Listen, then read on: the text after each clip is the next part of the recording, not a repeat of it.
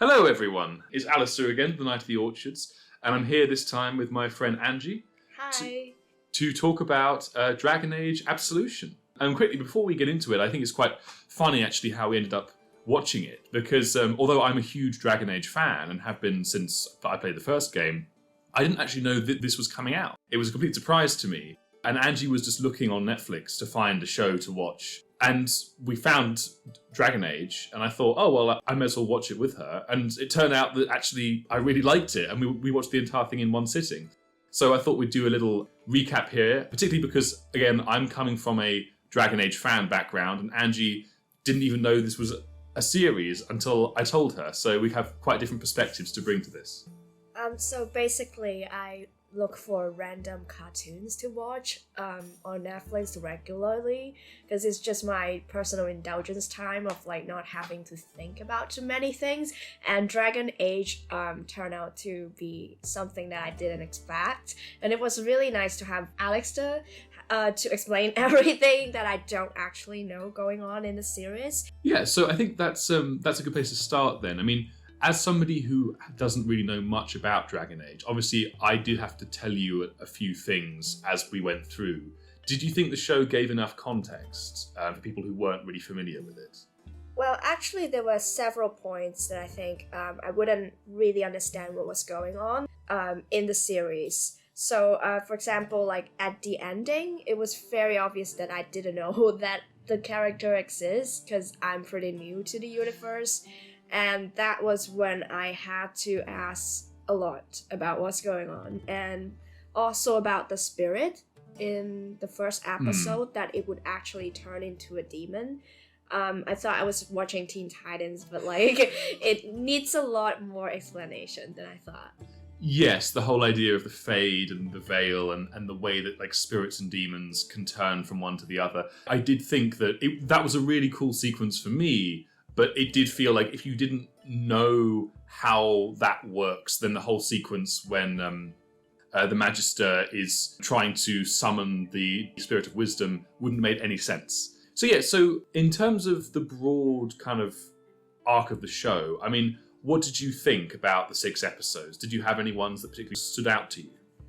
Actually, I quite like the story as a whole, but I would prefer the first 4 episodes to the last 2 episodes, because it was really intense. I feel like it was the same story, and it was just automatically binging the show instead of looking to turn off the TV. So generally, personally, if the show is really good, I normally binge them in one go. Yeah, because I think you've mentioned that, and I think I agree with you, that the first 4 episodes do a really good job of setting up the heist, doing the heist, and then seeing the fallout as things go wrong. And then it's after the first 4 episodes that things cool off a bit after they leave the initial heist, and then things come back again. It feels like the pacing does drop off a little bit, particularly once Miriam gets put in the Blood Mage internal mind palace bit. I do think that although the ending action sequence is pretty fun, the first 4 episodes just had better pacing and felt a bit more action-packed than the later ones. Yeah, I do think the part that I enjoy the most is the heist, because after Miriam got caught by Rizaren, I feel like it could be quicker, but we see the villain trying to convince her. Meanwhile, it's just, I don't think there's much point using blood magic and not really getting something out of it. And I expected the villain to be more intelligent than that, so it was kind of a bit letting down for me. I actually quite liked that, because I feel like Rizaren actually turning out to be quite a weak villain worked in the context of the story. In that, yeah, he's this powerful dude, but he's also really emotionally blinkered, and he doesn't really understand other people at all. And he's going around saying, "Ah, yes, when I make Miriam my slave again, everything will be fine." And it's no, and it's very obviously not what's actually going to happen. It seems like they're heading in a more traditional villain role with him for a while. But then when you kind of understand his character, you sort of understand why he's thinking the way he's thinking. It's also one thing that I wasn't a huge fan of was that they sort of imply that the circlet is starting to influence him and control him in some way. I forget the name of his knight captain, but she sort of says ever since he found the circlet, he's sort of been going off the deep end a bit. It might not be that was meant to be the circlet itself influencing things. Tassia, that was it, Tassia. But I'm never a huge fan of that, just because like every fantasy show does this after Lord of the Rings, and in Lord of the Rings it only really worked because it was so well set up. And yeah, so I wasn't a huge fan of that. But aside from that, I thought that his characterization was pretty good. And the way that he becomes more and more obsessed with blood magic and bringing Neb back to life, and then eventually it all falls apart around him, and he then just gets murdered immediately, was actually quite good. I quite liked that. I feel like it's a mad scientist plot of trying to bring people back. So it reminds me of the plots of Full Metal Alchemist. But it's kind of like in this universe, it's kind of different because I feel like there's a possibility that it's almost gonna work, except that Miriam's brother, Nab, actually rejected it, yes. Being a spirit. But I feel like it's a glass ceiling of shows and TV animations because you don't really bring back dead characters without a cause. But it seems that they actually developed a technology that if the dead is willing to do so, then they can do that without a cause. So I'm like, well, no, there is a cost, Yeah. though. That was the point of why, at the end, the thing is, it took, in order to try and bring Neb back to life, Razarin almost killed an entire dragon. Remember, he slit its throat and drew the blood magic. That's like massive blood loss, but the dragon is well and alive, and also Yes. Miriam is well and alive, and so it's just like blood donation, and someone can be back with that. And that was why it was so dangerous for Hera to have the amulet, right? Because if they want to use the amulet and they don't have a dragon, they'll have to sacrifice hundreds of people, if not thousands of people, to be able to use that amount of blood.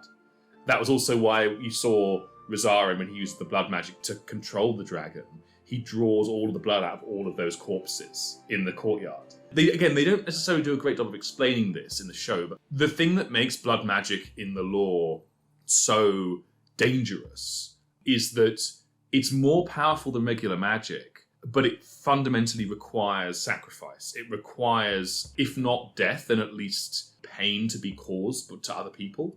It's not something that you can use without sacrifice. So as a result, to use it puts you on a treadmill where, like, if you want to get more powerful, you have to use more and more of it until eventually you either basically die as a result of summoning demons accidentally, or you become a complete monster that's just using other people for their own ends consistently. And that's why, as we saw, like, even in Tevinter, blood magic is kind of controversial because people understand this process, but they often end up falling into it anyway. Yeah, I think I would also like to talk about what kind of gets me in the show.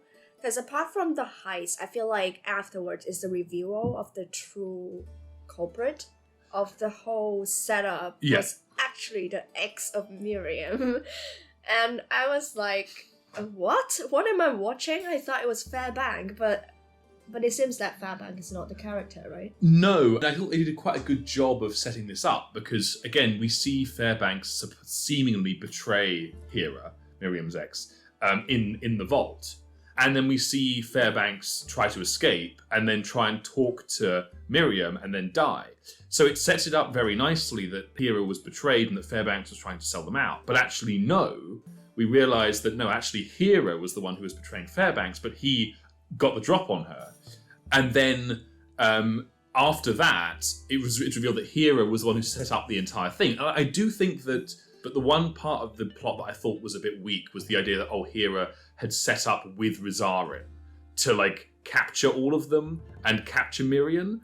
That felt a bit out of nowhere because, like, that would surely have come up at some point if Razarin thought he was going to capture all of them. That did feel a bit odd. Yeah, when you talk about this right now, I do feel like the interrogation of Razarin did feel a bit odd because he was interrogating Hera in episode 5, I think. Yeah. It was when the pacing dropped off a bit, and now it sounds like it could be something that people thought about, like, later on when they are halfway in the show. I think it's one of the few times where I think the short length of the show works against it. Because I'd say for the first 4 episodes, the fact that it's quite short means that it's so tight. There's always something happening. The pacing never really drops. And they do a really good job of setting up a lot of the plot elements. But then it also means that towards the end, it does begin to feel a bit rushed. And that was one of the things where I just thought, you could have Hera wanting to betray Miriam and not have her in league with Rosara, and that bit didn't make sense to me. I guess the idea was that, Hera was willing to sell Miriam back into slavery again, which does make the betrayal even worse, but I don't know, that bit felt a bit off to me. I think they could have just cut that and it would have worked a bit better. Yeah, I do think so, because she turns out to be a terrible character that it was like unexpected in a sense that they just fed you with info in the trailer that she's the ex of Miriam and they're getting back together. Everything looks good and I'm just being played. And, yes. and I was like, wait, if I was a fan and I know that Fairbank is a good character, I wouldn't have believed that. So did you actually believe that Fairbank betrayed them in the middle of the story? Well, yes, because Fairbanks, I believe it's Fairbanks, is a minor character in Inquisition, but a very minor character. So you could take him and you could have done something else with him. It wasn't like he was a major character. So having him be a secret traitor was potentially an option. Also, I haven't played Inquisition now for a while, so that probably also dulled my senses a bit there. But yeah, I think, in terms of the characters then, I think you had a particular affinity for Quinion. Yeah. She's obviously set up to be the comic relief sort of character. I quite liked her as well, particularly the whole sequence where she saves the elven slaves. And then, yeah, she's perhaps a little bit overly comedic for my taste, but I did think she was quite a fun character. Yeah, I do relate to her a lot. So basically, I'm leading a comical life. But it's kind of also like, it's easy to relate because not everything goes smoothly, and a lot of times you just laugh it out, and that was kind of like the spirit of the character. But she's also like really helpful of saving the elves, so I kind of relate to that too. But it's also kind of like, did she actually perform anything significant in the show?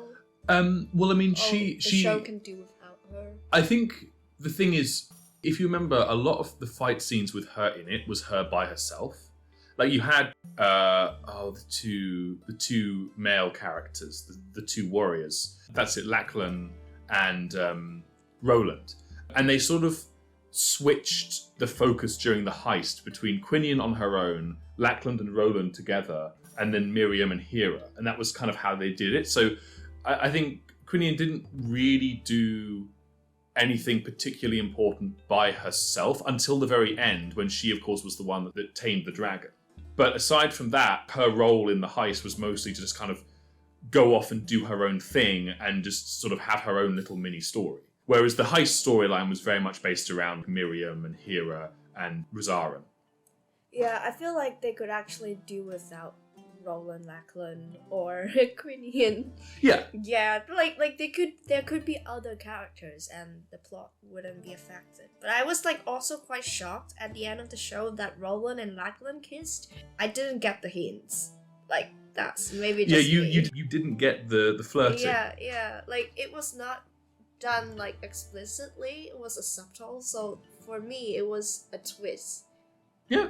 I kind of saw it from about the middle. Because also, when they kept pairing them off, and they kept having these, like, sort of looks, and, like, I thought, oh, okay, they're clearly pairing them off together. But, I didn't really mention that. Yeah, because, like, in a lot of animation, you always have male characters talking to each other, but I just didn't really tell that they're, like, talking in a romantic sense. Yeah, so... Of course, I did think it was interesting that we had, because there were 3 different relationships in the show. You had Miriam and Hera, you had Roland and Lachlan, and then you had Rosarin and Tassia. And it was sort of implied that, like, Rosarin and Tassia had feelings for each other for a while, but they were kind of only just sort of getting together. Tassia I quite liked as a character because, obviously she's a Tevinter, she's a high-up Tevinter, and like commander, she's very much kind of engrossed in Tevinter society and has a lot of its prejudices.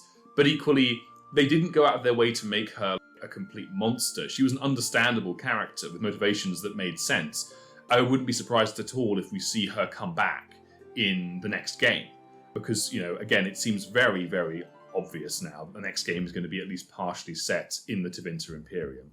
So it wouldn't surprise me if we see some returning characters from the show. And that is something that we'll talk a bit more about a little bit later, how this ties into the broader mythology. I would also say that the focus on extra characters, this is also very much sort of a Dragon Age thing. In the games, you aren't just playing as a single character, you play as a party. And so much of the unique selling point of Dragon Age is the idea of playing as a party of people who interact with each other differently in the conversations you have between all of them. So having a bigger party and having just kind of characters that do their own thing within the broader story is a very Dragon Age thing to do. It fits well into the kind of the broader style of Dragon Age. So, talking then about the plot overall, I mean, what did you think about the final couple of episodes? After the heist is done and things have fallen apart, did you think the story ended on a more satisfactory note? I feel like the ending was not very surprising with the blood magic and resurrection of Neb and the failing of that. But then for the dragon, I'm not very satisfied that it really did nothing at all. Like, apart from spilling blood for the magic, like, it technically, I'm like, why does it exist in the first place? Is it just for showing off? Yeah, I think it's sort of a shame because on the one hand, I totally understand why they had Miriam kill Rosarin, because that, it's the end to her arc, it's her killing her master.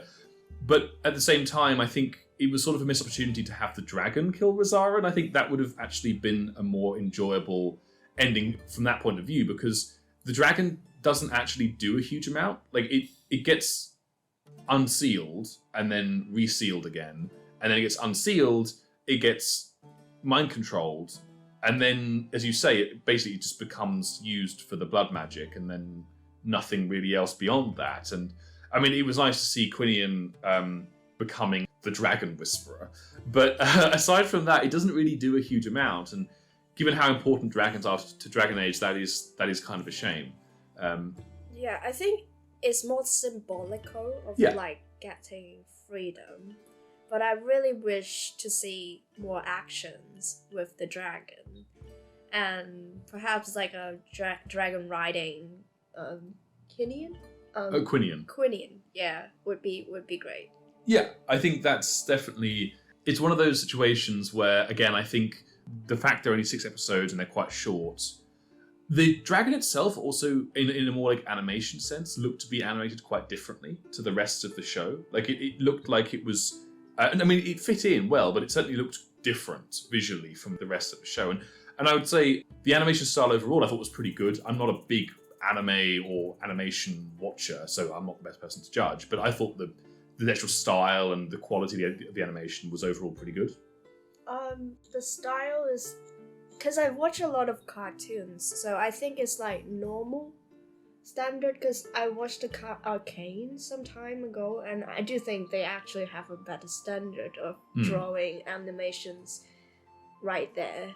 And yeah, but it's not bad.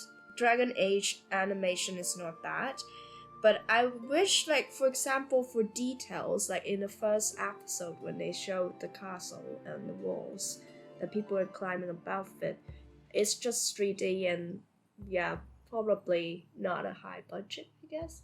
Yeah, I think they probably had a sort of a middling budget. I don't think they had the budget that Arcane or something that was full 3D would have had. No. One thing I'd say also about that is they're very much using the Dragon Age 2 onwards, particularly Dragon Age 2 look for the series, because each of the Dragon Age games kind of has its own art direction. But Dragon Age 1 in particular looks very different in a lot of ways. They did a big redesign of a lot of the enemies and certain kinds of characters for Dragon Age 2. And it isn't just the look of the show, but the way that the characters fight. the very kind of stylized and over the top, like how Tessia has a warhammer, but she uses it like a sword. She's waving it around with one hand like it's a sword, which is a very Dragon Age 2 thing where you have lots of characters who realistically would be very heavily weighed down, jumping all over the place and that kind of thing. I thought it worked very well. It looked very good. I mean, I personally much prefer the Dragon Age 1 style of Dragon Age, but I recognise that's just the first game. So yeah, I think from a stylistic perspective, it was fairly good. Yeah, perhaps not amazing, but competent and fairly well done. Yep. Overall, I like it a lot too. So I guess the last thing to talk about with the show overall then is personal moments that we sort of liked about the show. So was there anything that stood out to you particularly? Well, I would say the first 4 episodes and the heist would be the best ones, and but not really the ending. I feel like the most exciting moments is the first 4 episodes. But personally, I feel like Miriam was talking a lot about her traumatic events, which is nice, but also a little dreadful sometimes. Is in too much? Or... Yeah, too much. Okay. But for favorite moments, it was actually the tormenting of the devil and the fighting of the demons. Okay. Yes, yeah. Those parts are nice, and trying to escape until Rosarin comes up and the whole weird conversation just starts. And I feel like he's a villain in a sense that he does not really understand what is he doing, and his plans backfire a lot. And I mean, it's very rational to have persuasion and things going on given his plan, but I feel like that process is a bit dragged. Yeah, so I do prefer the heist before that. Yeah, I think Rosarin's the conversation between Rosarin and Miriam, I think that was the 5th episode, I think it was, where she kind of tries to take over her mind with blood magic. It works, but it also does slow the pacing down a lot. It does mean you don't get that high octane action. I also think that while I liked the direction they went in with Rosarin's character, and I liked how you could kind of see his development into more of a villain as it becomes clear he doesn't really understand Miriam or what's really going on. His obsession with like their childhood as opposed to what happens as they grow up. It's also more understandable given that as far as he knows, because he seems to have been unconscious during the harrowing process, as far as he seems to know, Miriam killed both her brother and his mother, and he doesn't necessarily know why. That all being said, I still think that his motivations are understandable. They're obviously very wrong. But I think that Miriam's character works well in that context, and their relationship is very cathartic when she kills him at the end. I think they do a good job there. But I do agree that the show does weaken slightly as you get towards the end. Maybe they should have just kept the entire thing inside the heist. Maybe they should have just had everything happen during the heist. And do they really need to have a sequence where they capture Hera and have that separately from the heist? They could have done it at the same time. Yeah, I do feel like the second heist of getting Hera back is very understandable and reasonable. Why would someone in that context go back to save a friend or an ex? But it's also kind of like when she was reviewed to be the villain, it's really fantastic because I didn't think about that. It's fantastic, but at the same time, the broader story just became a bit pointless. Yes. But it's also kind of like I am not sure if I enjoy feeling that I'm part of the heist and now someone just turned out to be traitor, and I'm not sure if I enjoy projecting myself into part of that heist at that point. But I think you could say that arguably it's also one of the things that they designed well, because you feel like you're part of that, but at the same time it didn't work out the way you wanted, which is kind of like life. Yeah, and there's definitely an element of the actual heist of the circular becomes less and less important as the episodes go on, particularly once the heist is over. I do also think that the reveal that Hera is the villain was a bit rushed. It's like, okay, so she goes back to the safe house and takes the circular and then leaves. And like that is suspicious, but it's not that suspicious. You know, as far as she knows, everyone is still at the temple, so someone has to take the circular. Like, it's suspicious, but it's not as suspicious as they seem to think it is. You know, I thought that, again, it was a little bit rushed. So it's kind of like I didn't expect that I would be seeing Among Us episodes. Like in the middle of watching Dragon Age, because I thought it would be like Teen Titans team and like Avengers, and at the middle of that you just found out that someone turned, and I was like, if they want to do that, maybe they could make it more like a detective story with those kind of vibe. Yeah, I mean, the cross and double cross as part of the heist story is fairly well established, but I can see where you're coming from there, because I definitely got the feeling, the first 4 episodes particularly, of it felt like Dragon Age, but it also felt like kind of like a D&D kind of campaign where it's a bunch of friends going off to have adventures, and that does change quite drastically for the last couple of episodes, like the introduction of the Razarin Miriam ownership thing, and then Hera's betrayal. It becomes a lot more serious, which isn't wrong, but it does mean that kind of light-hearted tone of the earlier episodes does sort of go away a bit. I think that's also a reasonable plot, because for Miriam, the place itself is traumatic. Yes. Yeah. But I wish that the other characters would play a more major role as well. Yeah. So if their plots are actually significant, instead of like being sidelined, as you could have a totally different style of character with a different plot and the story would still go on to the same direction, then it would be more fascinating. Yeah. Because for the kind of stories that you want, if you want to do an Among Us vibe story, I feel like it's better to have multiple narratives of the same event. They could have twisted that to this version instead of like having Miriam as the only important character aside from Hera and Razarin. Any final thoughts before I talk a bit about the relationship of this to broader Dragon Age canon? I think I'm fine. I'm quite excited about the final episodes and how that relates to possibly a new game. Okay, so I'll talk about this a little bit, because again, I was very behind on Dragon Age updates. I didn't realise that they actually released a trailer for the next game about 9 days ago. It's got no gameplay in it, which is a shame, but it's a story trailer, basically. I think the big thing that, for me, was really great about the final episode, and Angie can attest to this, because I went mad when the final scene was being played. Yes. Alex Durr was so happy about it.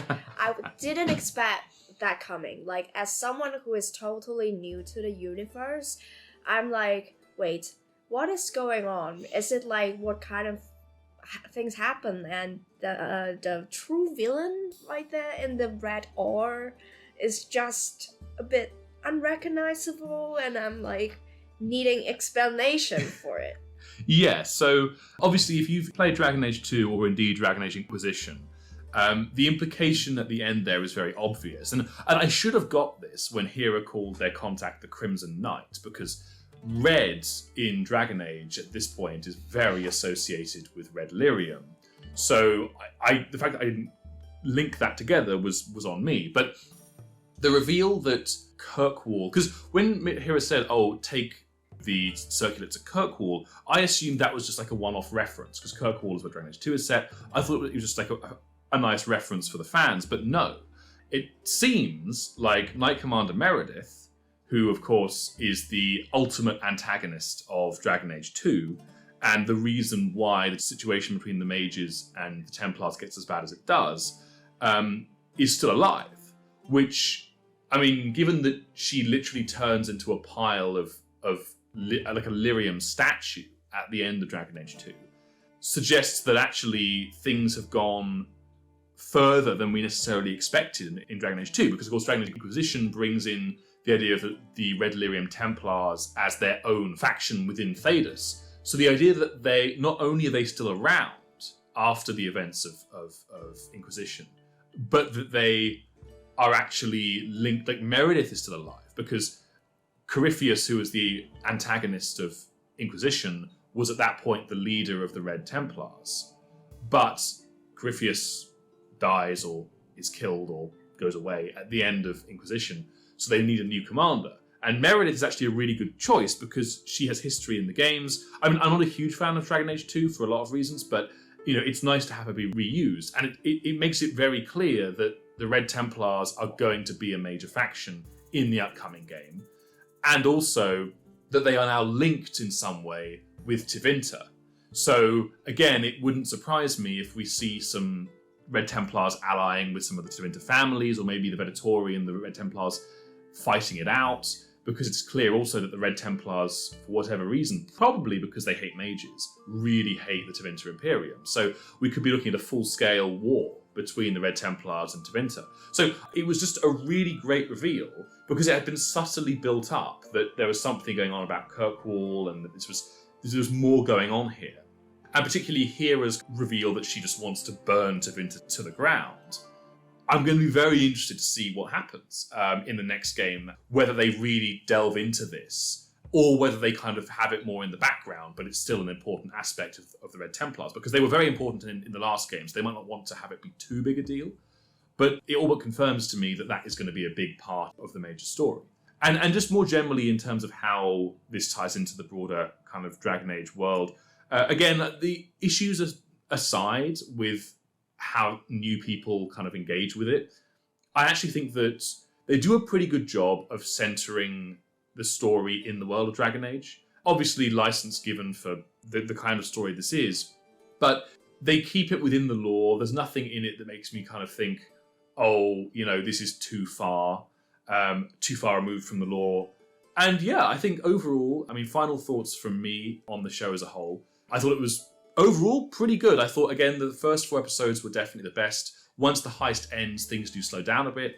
Perhaps it becomes a bit more generic. But the themes were strong. The character relationships were strong. And although it was perhaps a little bit short and could have been expanded by another episode or so, I thought that the overall plot and the pacing was, overall pretty good. Yeah, that's what I think too.